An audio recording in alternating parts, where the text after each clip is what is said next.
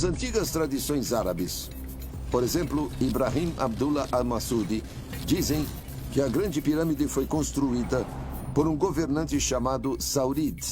E dizem que Saurid é o mesmo homem a quem os hebreus chamaram de Enoque. E a notação árabe diz que Enoque e Matusalém construíram a Grande Pirâmide. Enoque? O mesmo Enoque que é descrito em um dos chamados capítulos perdidos da Bíblia e que supostamente foi levado ao céu pelos anjos chamados vigilantes para que ele pudesse observar a raça humana? Ele poderia mesmo ter sido a mesma pessoa responsável pela construção da Grande Pirâmide mais de 12.000 anos atrás? O livro de Enoque é um texto que se acredita ter sido escrito pelos essênios místicos judeus em algum momento entre os séculos 3 e 2 a.C.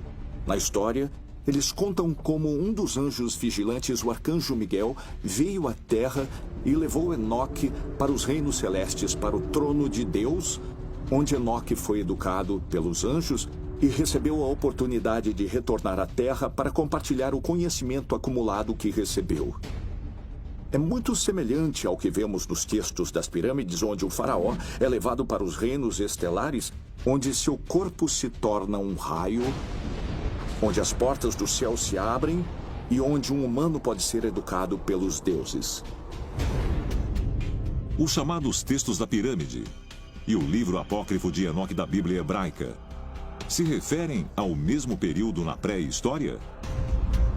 Um período em que seres extraterrestres, chamados de deuses, governavam a Terra? Os teóricos dos antigos astronautas dizem que sim, e acreditam que evidências podem ser encontradas examinando-se cuidadosamente textos antigos sobre uma raça de anjos chamados de vigilantes. Na Bíblia, há uma passagem muito curiosa que fala sobre os filhos de Deus que desceram do céu e tomaram as filhas de homens como noivas. E assim nasceram os poderosos. Eles vieram com um conhecimento. Um conhecimento que hoje nós chamaríamos de tecnologia e ciência. E eles se corromperam. Pioraram em vez de melhorar. E foi isso que levou à decisão de Deus de enviar o dilúvio. De acordo com o livro de Enoque, os vigilantes foram enviados por Deus para ajudar a humanidade na Terra. Mas depois que alguns desses vigilantes tiveram relações sexuais com mulheres humanas e geraram filhos na forma de mutantes gigantes conhecidos como Néfilins, Deus enviou uma grande inundação destinada a destruí-los, junto com todos aqueles que desobedeciam à sua vontade. Nosso conhecimento principal dos Néfilins vem não apenas da Bíblia, mas também do livro de Enoque e também do chamado Livro dos Gigantes. O Livro dos Gigantes diz que eles foram destruídos em um cataclismo que não envolveu apenas um dilúvio, mas também fogo que vinha do céu.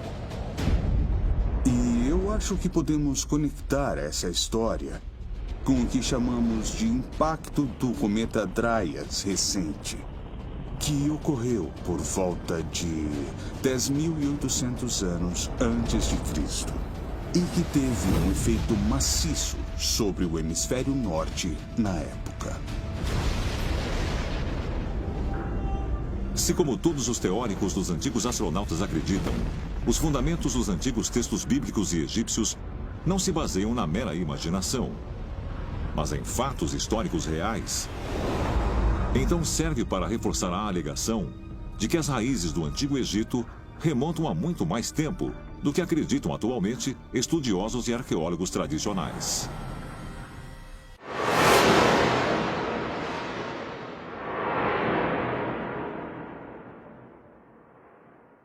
Uai, seu app de vídeos curtos.